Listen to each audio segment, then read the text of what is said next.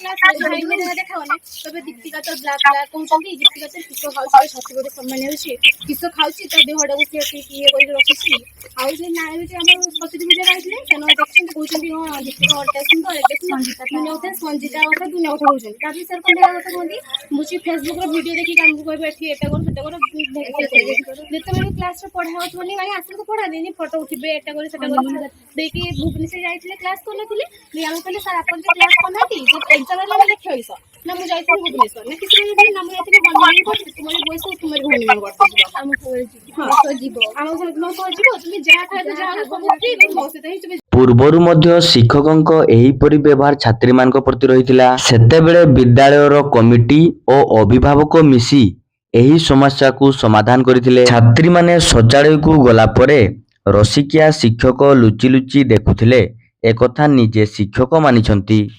ପିଲାମାନେ ସବୁ ଅଭିଯୋଗ କରୁଛନ୍ତି ଛାତ୍ରୀମାନେ ସବୁ ଅଭିଯୋଗ ଆଣୁଛନ୍ତି ଯେ ଆପଣ ଛାତ୍ରୀମାନଙ୍କୁ ଅଶାଳୀନ ବ୍ୟବହାର କରୁଛନ୍ତି ମାନେ କୋଉ କଲର୍ର ଇନର ପିନ୍ଧୁଛନ୍ତି ସେ ବାବଦରେ ପଚାରୁଛନ୍ତି ପୁଣି ହନିମୁନ୍ ବିଷୟରେ ଏହା ସବୁ କହୁଛନ୍ତି ଟଏଲେଟରେ ଯେଉଁ ଲୁଚିକି ଦେଖୁଛନ୍ତି ବୋଲି କହୁଛନ୍ତି ନା ମିଛ କଥା।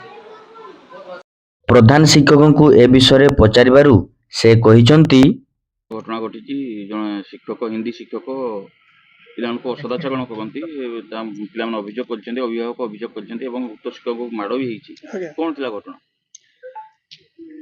ଘଟଣା ଥର ପୂର୍ବ ଜାନୁଆରୀ 30 ତାରିଖ ଦିନ ଗୋଟେ ଘଟଣା ଘଟିଥିଲା ପ୍ରଥମ ଥର କହୁଥିଲି ସେ ସ୍କୁଲ ଭିତରେ ପିଲାମାନେ ଇଲେକ୍ସନ୍ ଆଣିଥିଲେ ଏବଂ ମାସ ସେ ଜାନୁଆରୀ ମାସ 30 ତାରିଖ ଏବଂ ସେଥିରେ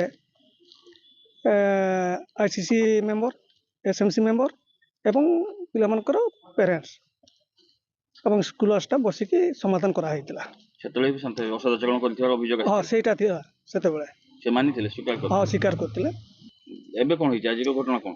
ଆଜିର ଘଟଣା ଦିନେ ସେ ରୋଷେଇ ରୁମ୍କୁ ଯାଇଥିଲେ ସେଇଟା ହେଲା 2 ତାରିଖ ଘଟଣା 2 ତାରିଖ ମୋତେ ପିଲାମାନେ ଏଲିଗେସନ୍ ଆଣିକି ଦେଲେ କହିଲା କ'ଣ ନା ଆମେ ସିଆଡ଼େ ପରିସର ଯାଇଥିଲୁ ଆଉ ହିନ୍ଦୀ ସାର୍ ଆମକୁ ଚାହିଁଥିଲେ। ଏହି କଥାକୁ ଶୁଣି ରାସଗୋବିନ୍ଦପୁରର ପୋଲିସ ସେଠାକୁ ଆସି ଏକଥା ବିଷୟରେ ସବୁ ତଦନ୍ତ କରିଅଛି।